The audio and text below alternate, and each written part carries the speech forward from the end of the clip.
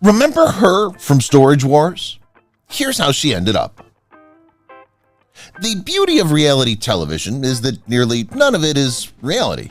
Rather, it's loosely structured series that places high-profile celebrities, some well-known and others not so well-known, in one neutral atmosphere. It's clearly up to them to connect with their surroundings and other cast members. But keep in mind that the more juicy and turbulent the day-to-day exchanges get, the bigger the salary. As a result, we're excited to spend a second with one of our favorite reality shows, Storage Wars.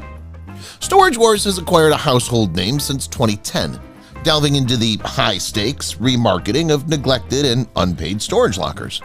What looks genuine may not be as true as you imagined. We're sorry to break it to you, but Storage Wars understands its audience well enough to develop a program that's plausible enough to sustain its decade-long run. What appears on screen does not necessarily correspond to what exists off-screen. Heated bidding. When Dave, Laura, and Dan got into a furious dispute during a 2015 bidding taping, all production was abruptly suspended, eventually culminating in physical violence. Dan allegedly failed to see Mary Padian's offer, causing the bid war to finish incorrectly. Dan irritated Dave and Laura by pointing out this inaccuracy. One thing led to another and production was abruptly halted. Dan and Dave were pushing each other, so Laura had to stretch Hester's face. The rest of the day was spent tending to Hester's wounds. Overexposed. Robberies continue to pose a danger to Storage War cast members, both on and off the set. Renee and Casey Nizota's Bargain Hunters thrift store has been robbed because of vocal bids, promises of riches, loose security, and a real store to retain all gains. Items of unusual and valuable worth were taken, forcing the company to reconsider their thrifting strategy. Attacking from all angles. Renee and Casey were not the only ones who had to deal with dishonest people. The atrocities committed by the Dotsons, on the other hand, were much more heinous. Hackers used a cyber attack to get banking and credit card information, as well as sensitive personal information. Fortunately, the criminals must have been inexperienced, since their sloppy effort resulted in the automatic freezing of all the cards. A questionable past. Even the most famous people have skeletons in their closet. Take, for example, Jared Schultz. Schultz was arrested in 1997 for felony-controlled drug possession, DUI, and narcotics transportation. 2 years later, he was charged with similar acts and was fortunate enough to get a simple parole violation. Nonetheless, at the end of the day, he was sentenced to 16 months in a state jail. The sad truth behind lockers. On the one hand, the pre-recorded bidding and unlocking of storage lockers is a very enjoyable job. However, the processes used to determine whether these lockers are ready for sale might be discouraging. Some owners are unable to pay the rent on their lockers, therefore forfeiting their belongings. Others receive lockers from deceased relatives, but they arrive too late to collect anything. A bit creepy. Daryl Sheets observed Kimber Werfel, a real estate agent at the time, in her vehicle while driving around town. He drove after her for miles after a fleeting glimpse and connection, ending up sitting next to her in traffic with his phone number written on a piece of paper. She dialed the number, and the rest is history. Despite the breakups and reunions, the couple seems to be doing well at the moment. Falsifying fines. According to a mystery source, there are invoices, checks, and other documentation where the production company actually compensated cast members for supplying items that got planted in lockers and then discovered on camera in 2012.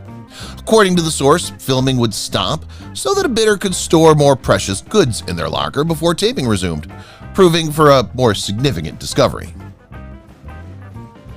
Dave Hester. In a 2012 complaint, Dave Hester alleged that the program was a hoax and that he was unlawfully dismissed, breached his contract, and was subjected to unfair business practices. He thought A&E was becoming tired of his ongoing problems with phony plots. Initially, the court considered these allegations were too broad. Hester refiled in 2014 and earned an unknown sum in addition to rejoining the show. Cost per episode.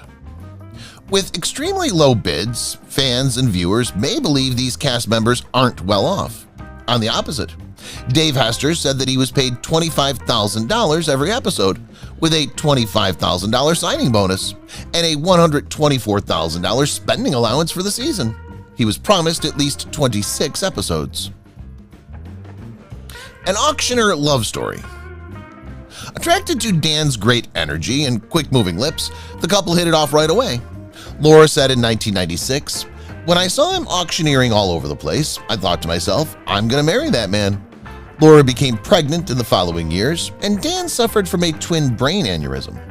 Dan amazingly survived, despite having just a 20% chance of survival.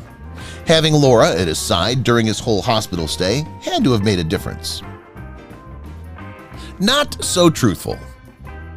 As complaints about the show grew, Tom Beers, an executive producer, spoke out to defend the show's credibility. He said in front of a live panel debate, "I can honestly tell you that the stuff found in those containers are found in storage containers." He eventually changed his mind, stating that stuff from many lockers might be consolidated into one.